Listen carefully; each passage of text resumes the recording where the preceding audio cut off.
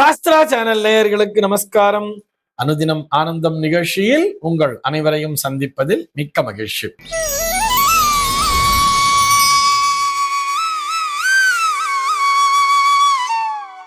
இன்று 26/3/2026 இந்த நாள் குறித்து பஞ்சாங்கம் என்ன சொல்றதுன்னு பார்க்கலாம் வாங்கோ.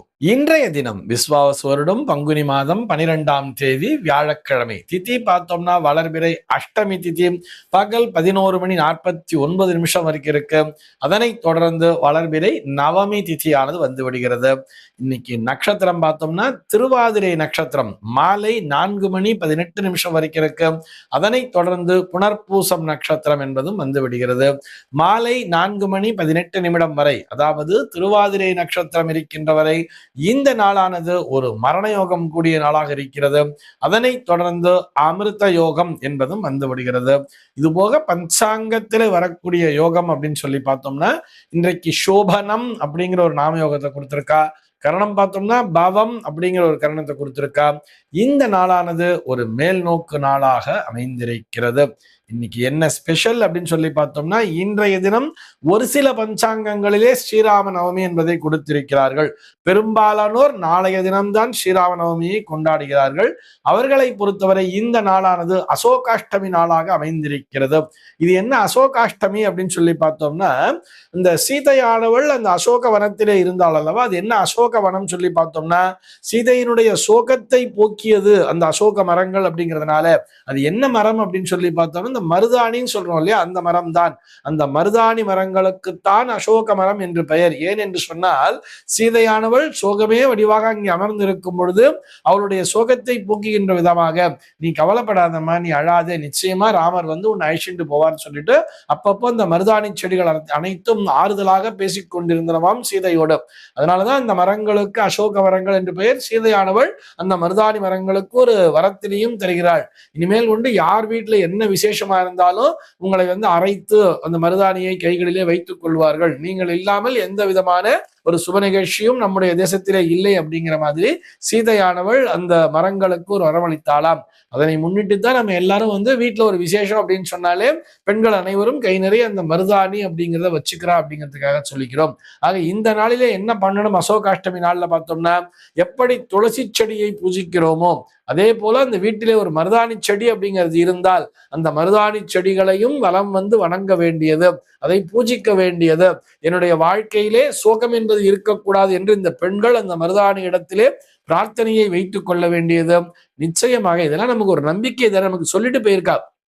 இந்த நாள் தான் அசோகாஷ்டமி, இந்த நாளிலே மருதாணி மரங்களை பூஜிக்க வேண்டும் சொல்லிட்டு, அப்படி பூஜிப்பவர்களுடைய வாழ்க்கையிலேயே சோகம் என்பது இருக்காது அப்படிங்கிறதுக்காக சொல்லிக்கிறோம். இது போக இந்த நாளானது கணநாத நாயனாரினுடைய குரு பூஜை நாளாகவும் அமைந்திருக்கிறது. சென்னையை பொறுத்தவரை இன்றைய தினத்தினுடைய சூரிய உதயம் என்பது காலை 6:12 சூரிய அஸ்தமனம் என்பது மாலை 6:16 சந்திர உதயம் என்பது மதியம் 12:23 சந்திர அஸ்தமனம் என்பது இரவு 1:38 சம்பவிக்கிறது. பிரம்ம முகூர்த்தம் பார்த்தோம்னா நாளைய தினம் அதிகாலை 4:36 முதல் காலை 6:12 வரையில் நீடித்திருக்கிறது. சென்னையை பொறுத்தவரை இன்றைய தினத்தினுடைய ராகு காலம் என்பது மதியம் 1:45 முதல் 3:15 வரையிலும், யமகண்டம் என்பது காலை 6:12 முதல் 7:43 வரையிலும், குளிகை காலம் என்பது காலை 9:13 முதல் பகல் 10:44 வரையிலும் சம்பவிக்கிறது. தினாந்தம் பார்த்தோம்னா இன்றைய தினம் இரவு 1:43 கொடுத்திருக்கா. சூலம் பார்த்தோம்னா இன்றைக்கு தெற்கே சூலம் மதியம் 2:15 வரையில் அந்த சூல தோஷம் என்பது உண்டு. அதற்குரிய பரிகாரமாக நல்லெண்ணெய் தானம் விடுத்துவிட்டு தெற்கு திசையை நோக்கி பயணிக்கலாம் அப்படிங்கிறதையும் சொல்லி இருக்கா.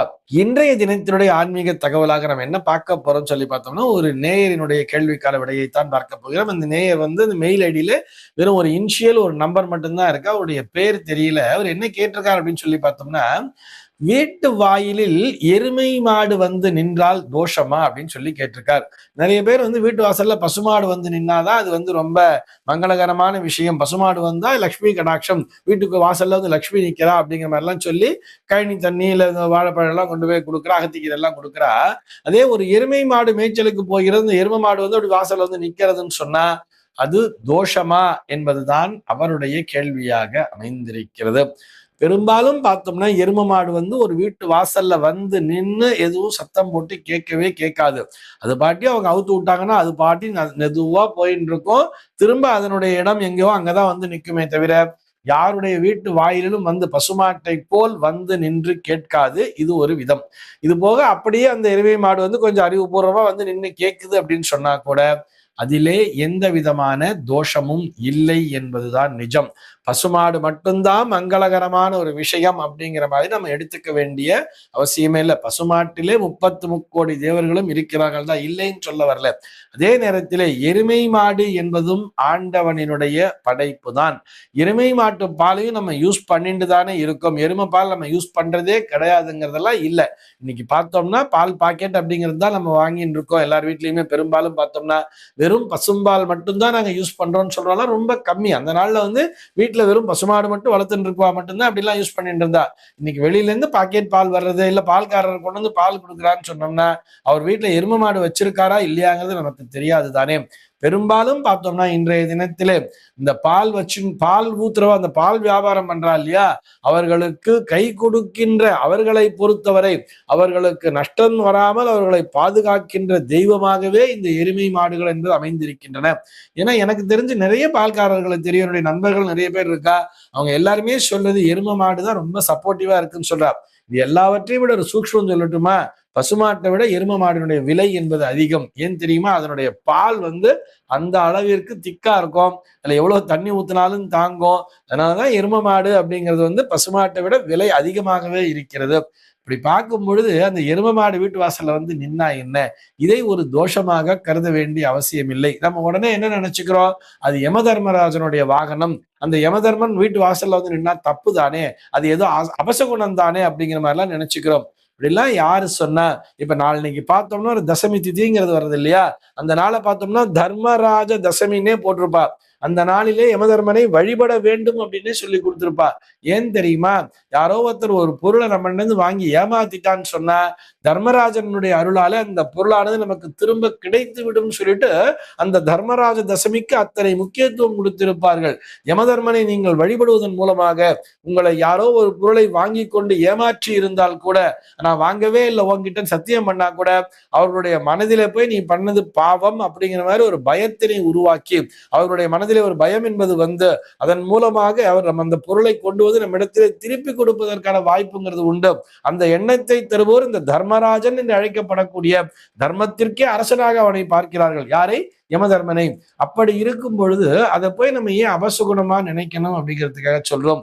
ஒரு ஜீவராசி வீட்டு வாசல்ல வந்து நிக்குதுன்னு சொன்னா அதற்கு என்ன தேவை, எப்படி பசுமாட்டுக்கு ஒரு கழனி தண்ணி கொடுப்போமோ, ஒரு அகத்திக்கீரையை கொடுப்போமோ, அதே போல அந்த எருமை மாட்டிற்கும் கொடுக்கலாம் தானே. அதிலே என்ன தவறு வந்து விட போகிறது அப்படிங்கிறதுக்காக சொல்றோம். நிறைய பேர் பார்த்தோம்னா வண்டி ஓட்டிட்டு இருக்கும், எருமை மாடு குறுக்கால வந்துச்சுன்னா ஐயோ எருமாட்டு மேல மோதிட்டா தோஷம் அப்படிங்கிற மாதிரி எல்லாம் பயந்துட்டு இருப்பா. ஏன் எரும மாட்டு மேல மோதினா மட்டும்தான் தோஷமா, பசுமாட்டு மேல மோதினா தோஷம் வராதா என்ன? எந்த ஜீவராசியின் மேல் வாகனத்தை மோதினாலும் அது தோஷம்தான், அது பாவம் நமக்கு வந்து சேரத்தான் செய்யும். இதிலே சந்தேகமே கிடையாது. அதனால எரும மாடு அப்படின்னு சொன்னா அதனை பார்த்து பயப்பட வேண்டிய அவசியம் இல்லை. அதுவும் நமக்கு துணை புரிவதற்காகத்தான், நமக்கான அந்த பாலை கொடுப்பதற்காகத்தான் இறைவன் அதனை படைத்திருக்கிறார் என்பதை புரிந்து கொள்ள வேண்டும். இவ்வளவு ஏன் நம்ம இந்த உத்தரப்பிரதேசுக்கு போறோம் இல்லையா, வாரணாசிக்கு போறோம், காசிக்கு எல்லாம் போறோம், அங்கெல்லாம் போயிடணும்னா அவங்க வெளியில அவுட்டர்ல போய் பார்க்கணும். முதல்ல எல்லாம் பார்த்தோம்னா ஊருக்குள்ளேயே மாடுலாம் வச்சுட்டு இருந்தா. ஆனா இன்னைக்கு வந்திருக்கக்கூடிய அரசாங்கம் வந்து இந்த மாடுகளை எல்லாம் வெளியில அனுப்பிச்சுட்டா, மாடு வச்சுட்டு இருக்கவங்க வெளியில அவுட்டர்ல போய் வச்சுக்கோங்க, ஊருக்குள்ள வந்து ஒரே டிராபிக் ஜாம் ஆறதுங்கிற மாதிரி ஒதுக்கி வச்சுட்டா. நம்ம வெளியில அவுட்டர்ல போய் பார்த்தோம்னா அங்க நிறைய இந்த லெசி கடையெல்லாம் நிறைய இருக்கும், லெசி சாப்பிடுவோம், அதெல்லாம் ரொம்ப ஃபேமஸா இருக்கும். அது அத்தனையுமே பார்த்தோம்னா எருமை மாட்டு பாலாகத்தான் இருக்கும். அந்த பகுதியெல்லாம் பார்த்தோம்னா பசும்பால் என்பது வெறும் அந்த இறைவனுடைய அபிஷேகத்துக்கு மட்டும்தான் வச்சிருப்பாளே தவிர அந்த எருமை பால் தான் மனிதர்கள் பெரும்பாலும் உபயோகப்படுத்தி கொண்டிருக்கிறார்கள். அந்த எருமையையும் அவர்கள் தெய்வமாகத்தான் பார்க்கிறார்கள் அப்படிங்கிறதுக்காக சொல்றோம். நம்முடைய உயிரை காப்பாற்றக்கூடிய, நமக்கு ஆகாரத்தை தரக்கூடிய அந்த ஒரு மிகப்பெரிய ஜீவராசியாகத்தான், அதுவும் சிறப்பு பெற்ற ஒரு ஜீவராசியாகத்தான் எருமை மாட்டினையும் பார்த்து கொண்டிருக்கிறார்கள். ஆக எரும மாடு வீட்டு வாசல்ல வந்து நின்னா அது அபசகுணம் என்று கருத வேண்டிய அவசியம் இல்லை. அதன் மூலமாக வீட்டுல ஏதோ ஒரு தோஷங்கிறது வந்துருது, எரும மாட்டு தோஷம் வந்துருது, உடனே அந்த இடத்த அலம்பி தள்ளணுங்கிற மாதிரிலாம் நம்ம நினைப்பது என்பதே தவறுதான். அதுவும் ஒரு ஜீவராசிதான் என்பதை நினைவிலே கொள்ள வேண்டும். இந்த தகவலோடு இன்றைய தினம் உங்களிடமிருந்து நான் விடைபெற்றுக் கொள்கிறேன். மீண்டும் உங்கள் அனைவரையும் நாளைய தினம் ஒரு புதிய தகவலோடு சந்திக்கிறேன். அன்பர்கள் அனைவருக்கும் அனுதினமும் ஆனந்தமாய் அமைய பிரார்த்திக்கிறேன்.